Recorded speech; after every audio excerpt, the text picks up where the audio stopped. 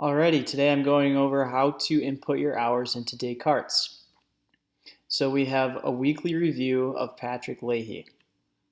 We can go into a singular day by clicking View Route Detail, as well as changing the weeks.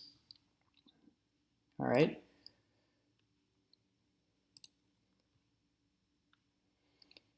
Here we have his hours. It looks like he already inputted the hours on the right, but we always want to start by inputting our hours on this column over here on the far right.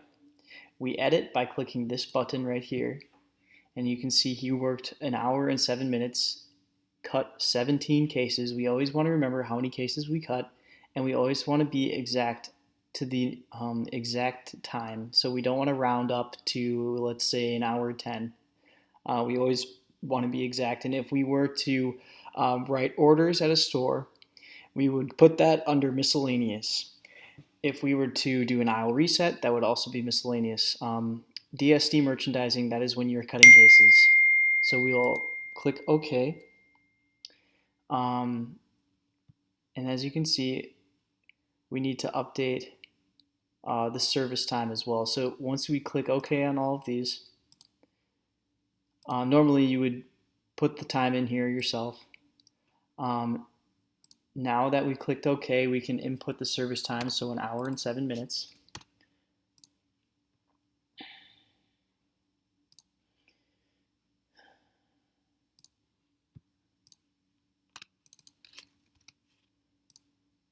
Okay, so it's saving the arrival time plus service time can't be after the route ends. So it's saying that this time right here is too close to that time. So we're just going to estimate.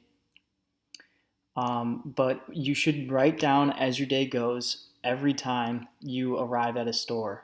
So this time right here is when you leave your house.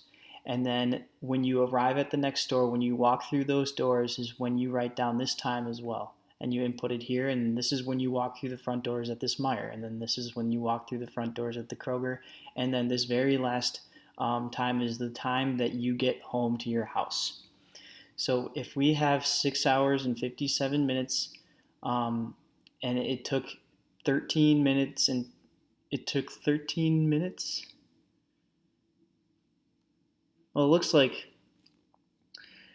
we don't know how far away this person lives from this store, so we'll estimate a 10-minute drive. So we can assume that they arrived at 5:44 a.m. 10-minute drive time, and they worked for an hour and 7 minutes. All right. So when you calculate, you do the math, hour and 7 minutes, that makes this time 6. Just quick math here.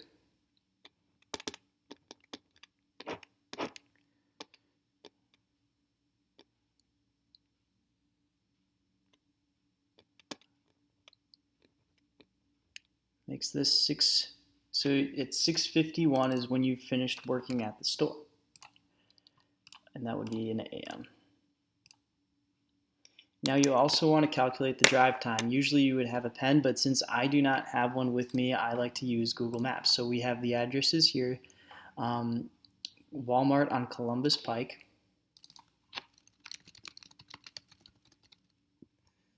In Delaware, Ohio. And then we went to Meijer on Sunbury Road.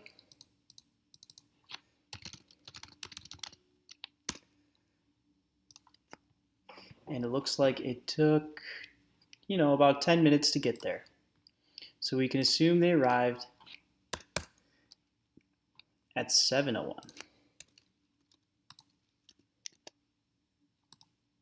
All right, and it looks like this drive time already automatically puts it in there.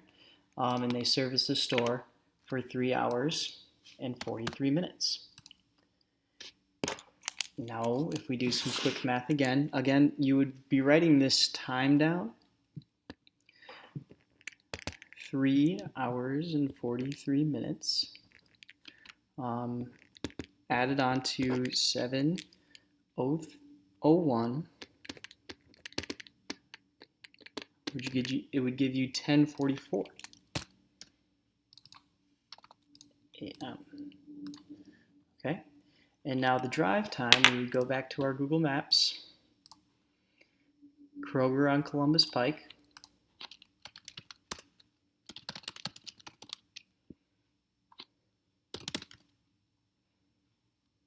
in Delaware, and it looks like an 11-minute drive.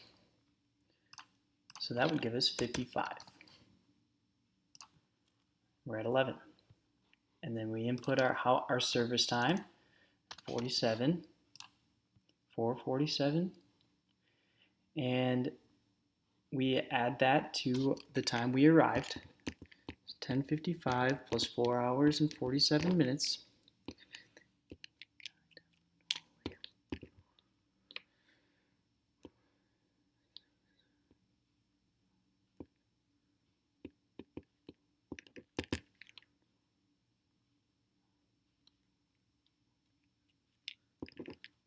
That would give you 4:42.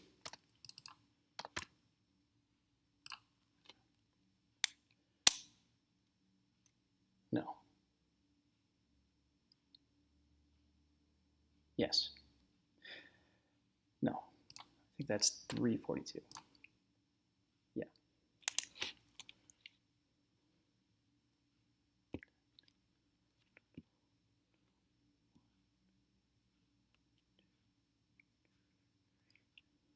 Now we can assume that this person lived 10 minutes away, took 10 minutes to get home, and boom, there you go.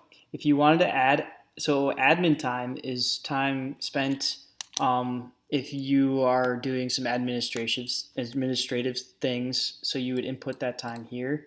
More often than not, you're not going to do that, but you should know how to do a lunch break.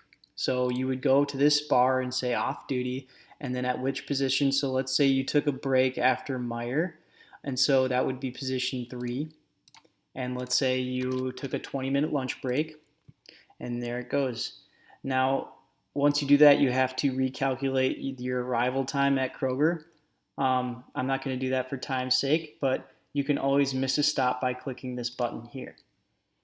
And we're back to where we started. Again, I don't know when this person started, but we do have all of our hours correct, and the employee is getting paid correctly. If we want to go back to our weekly review, you can see worked 10 hours and 8 minutes. And if you wanted to, let's say you weren't scheduled on Wednesday, but you took some hours because you needed to work, so you have to add in a store. All right. So you want to use these arrows here and go back to Wednesday. Okay. And we go to our weekly review. Go back to Patrick. You won't see this screen. This is my screen. So we're on Wednesday, and we would go view route detail. Wednesday, view route detail.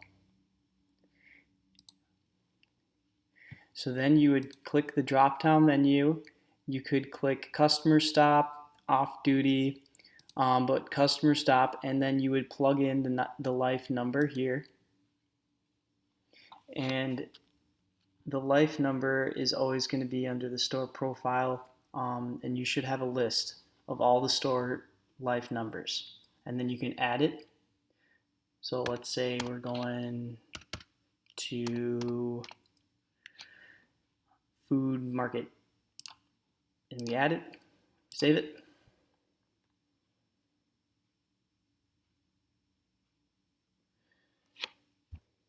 And here we are, and then we can input our hours and do all the things I showed you. Now, if we don't want to do that, you